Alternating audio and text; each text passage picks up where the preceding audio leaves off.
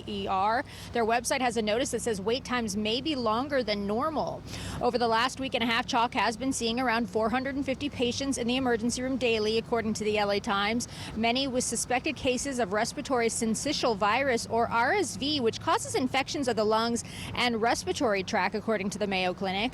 On November 1st, Orange County declared a health emergency due to rapidly spreading virus infections. Shortly after that, CHOC was reporting more than 400 pediatric ER patients a day, many of those all said to be cases of RSV.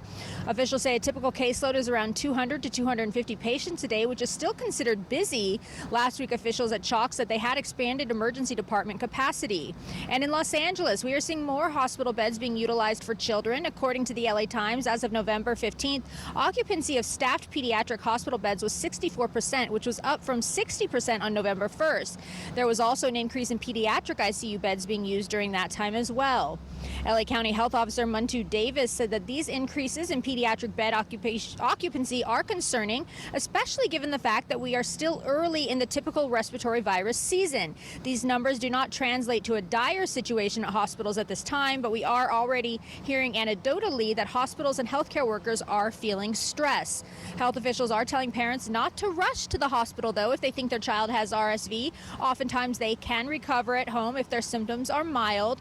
You should seek medical attention if your child has difficulty breathing, though, signs of dehydration, has a persistent or high fever, or looks or acts very sick, according to OC Healthcare Agency. Now back here live, CHOC has a guide on their website that will help parents decide if their child needs to go to a pediatrician, urgent care, or to the ER. Reporting live here in Orange, I'm Erin Myers, KTLA 5 News.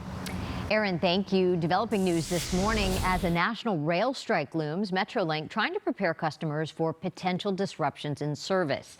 This morning, the agency tweeted out this message through all of its Southern California branches, quote, due to a potential freight rail work stoppage, Metrolink service on this line may be affected beginning Friday, December 9th. Metrolink says riders can get updates on Twitter and Facebook. Meantime, President Biden is now calling on Congress to take action, fearing a work stoppage related to that rail strike could cripple our economy. KTLA's Trevor Shirley live in Washington, D.C. now with more on that for us. Trevor, good morning.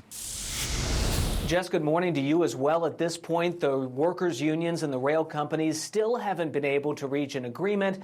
So President Biden says it's time for Congress to step in and force a settlement. Now, you may recall we were talking about this earlier this fall, back in September.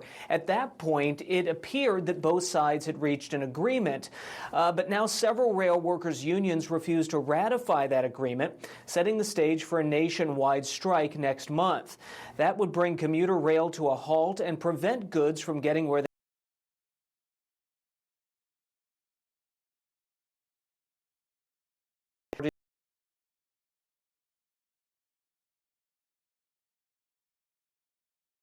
do. And despite a long pro-union record, the White House says President Biden understands the damage a strike could do to the economy, and that's why he wants Congress to act. From the beginning, the president has been very clear. Shutdown is unacceptable because of the impact that it would have on jobs and families and farms and businesses and communities just across the country. The president is directly involved in the process and has been engaged with his team and also has had conversation with members of Congress on this particular issue. Now, Congress is back in session today. House Speaker Nancy Pelosi says they will take up the issue this week. It has been reported that both sides agree a strike cannot be allowed to happen. That's the latest here in Washington. We'll send it back to you guys in L.A. Okay, Trevor, thank you for that. It is win or go home for Team USA today at the World Cup. The group stage finale against Iran also comes amid controversy. KTLA's Carlos Herrera live in downtown LA with more on today's match. Carlos, good morning.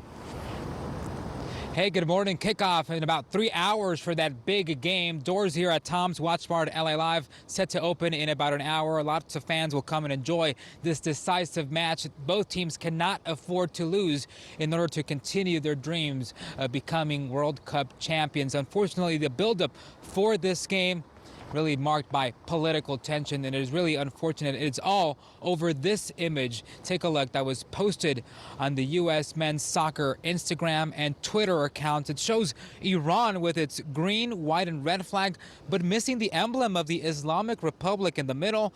That controversial post was deleted, but Iran is now calling for Team USA to be banned from the World Cup. Even before taking the field this morning, U.S. men's coach Greg Berhalter said his staff is not responsible for the post.